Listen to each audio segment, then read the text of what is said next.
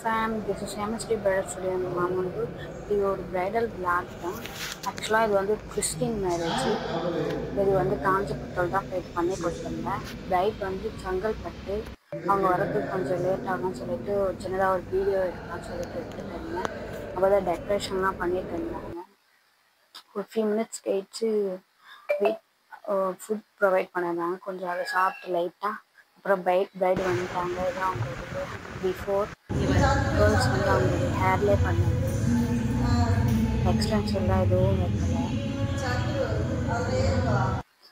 இதுதான் அவங்களுடைய first look. First look முடிச்சுட்டு அவங்க போயிட்டாங்க. கொஞ்சம் அப்புறம் வந்து செகண்ட் லுக் அவங்களுடைய.